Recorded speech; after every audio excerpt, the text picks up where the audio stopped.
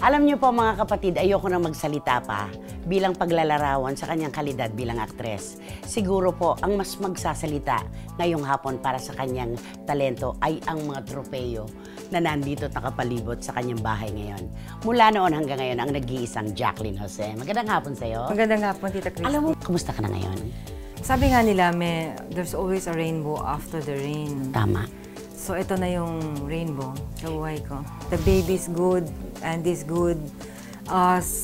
Simpleng buhay, kanya-kanyang trabaho. Larawan siya ng isang inang handang gumabay kahit marami nang hinayang sa maagang pagdadalang tao ng anak niyang si Andy. Nanatili pa rin siyang nasa tabi nito at kasamang hinarap ang mapagsubok na kapalaran. Pero Jack, dumating ka dun talaga sa estado na parang ang feeling mo nag-iisa ka lang na lumalaban sa mundo. Lalo nung malaman mo na ang iyong pinakamamahal na si Andy ay nagdadalang tao. Unang dinig, Mommy, I'm pregnant. Actually, hindi niya sinabi. Ramdam ko lang bilang isang ina. Instinct na I think you are. Ganyan ako.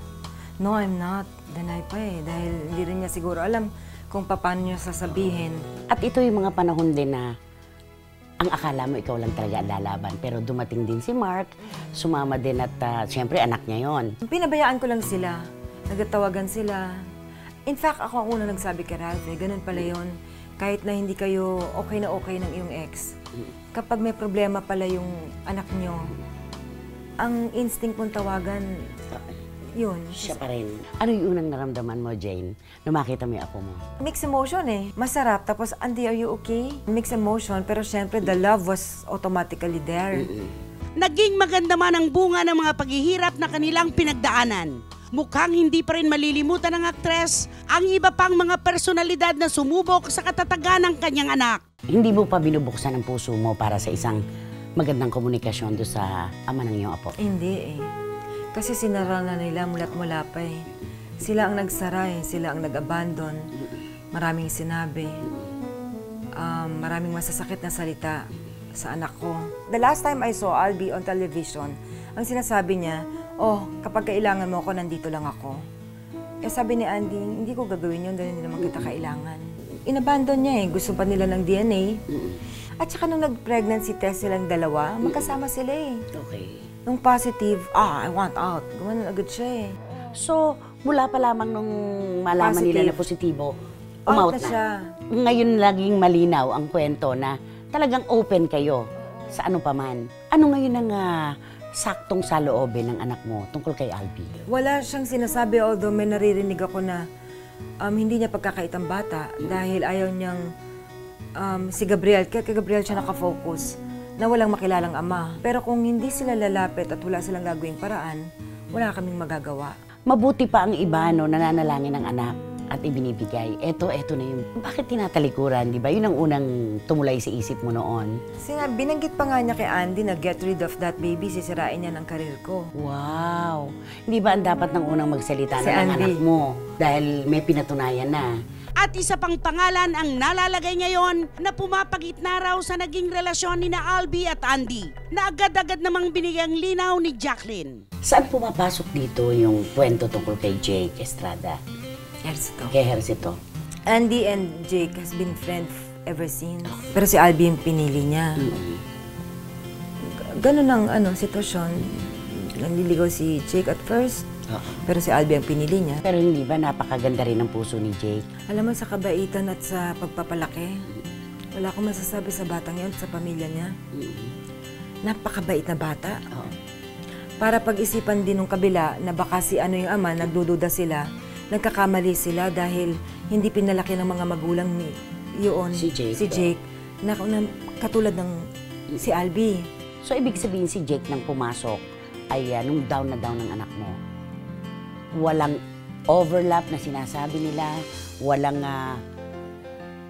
triangulo, walang triangle. Girl, 10 pa nga yung sinasabi niya, but hindi totoo. Alam ni Albie na hindi totoo yun. Ano yung 10 na yun? Nakakaawa si Andy doon sa Doon ako issue na yun. nagsalita na. Oo. Kasi sa akin, iniwan mo na nga, ibabato mo pa sa 10 lalaki, wag naman. Matino naman si Andy na in love lang.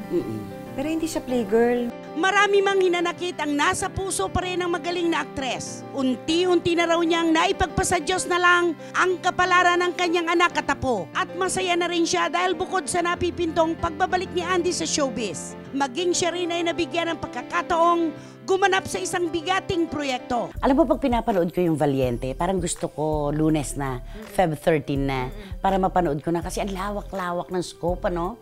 Maganda ang Valiente. Oo. Kwentuhan mo ako ng kaunti Minsan lang tungkol ako sa Valiente. magsasabi ng maganda ang palabas. At ang Valiente ay maganda. Punong-puno, malalaki ang bawat eksena, walang maliit na scene. Paano kayo ni Mark sa set? Hindi mo maiwasan konting asaran kasi hindi naman kami super friends. Okay. Okay lang. Gaano ka katibay? Bumibigay din ako, Tita Christy eh. Medyo paubos na nga. Hindi siguro. Nasubaybayan din kita eh. Ilang gera na yung dinaanan Ang mo? dami. Ang dami na. Umpisa kay Mark. Oo. Pinakamatinding gera. Kay Mark. Pinakamatinding gera ulit. Kay Mark talaga eh. Pambihirang pagkakataon ngang maituturing ang pagsasama ng dating magkarelasyong Mark at Jacqueline. Dahil na rin ito sa kanilang hindi naging magandang nakaraan. Alin doon ang talagang nagpabagsak sa'yo? Pwede ba kang sabihin sa television? Ikaw, bahala ka. Yung kanyang pananakit. Yan ang nagbigay sa akin Kaya ka siguro tumibay ng todo. Yun, siguro. Yung mga... Nako, buti walang nangyari sa'yo. Pasalamat na lang. At tiniis mo ng ilang panahon. Tiniis. Mahabang panahon. At kapag nakita mo siguro na ang anak mo si Andy ay binubugbog ng lalaki, makapapatay ka. Baka. Kaya siguro hindi na rin sila pinagsama nung Albi kasi yung Albi nananakit. Oh. May mga pasaang anak ko at sinabi sa akin ng anak ko. Kinausap ko na yung nanay niya, in fact, regarding that. Hindi nila ako pinansin. At kapag sinasaktan ka ni Mark na, anong ginagawa mo? Wala lang. Kasi ano? Kasi the more ka lalaban, the more ka sasaktan. At ang lahat ng pangunawa ay binigay mo sa kanya. I did. I tried my best. Ito yung mga panahon, ito lang Jay na itama mo ako kung mali ako o tama rin ako sa ngayunan mo ako. Ito yung mga panahon na may trabaho ka, hindi ka nakakarating. Black and blue ang buong katawan mo. At nung mawala si Ralph sa buhay mo, anong nasabi mo? Para ako nabunutan ng tinig. Ito lang naman, Ralph. This is my life that I have to share. Kasi I'm gonna do a coffee book anyway. Makikita mo rin. At sa lahat ng pagsubok na ito, tangi ang kapatid lang niyang si Veronica ang nagbibigay gabay at kanyang nasasandalan. Pero si Veronica, laki-laki ng suportang Sobra. ibinigay ng kapatid mo sa'yo, no? Oo. Kay Ate Veronica, ano ang gusto mong... Naku, lahat ng pagpapasalamat. Siya yung tumayo sa akin na pader. Siya ang pader ko. Kung wala siya, di ko makakayanan. Hanggang sa araw na ito, nandyan pa rin siya. Lahat ng unos na dinaanan ko sa buhay, andyan ang kapatid ko.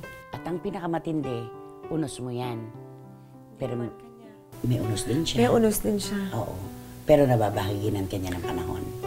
Para mas malaki pa nga yung panahon binibigay sa'yo. Oo. Swerte mo. Swerte ko sa ate ko, saka sa mga kapatid ko. Napaka-supportive. Yan ang ikukwento mo sa apo mo. Na sa kabila ng mga unos, may mga tumapal doon sa bubungan ng bahay mo para makayanan mo ang lahat-lahat. Diba? Jacqueline Jose, maraming salamat. Thank you so much. Maraming salamat.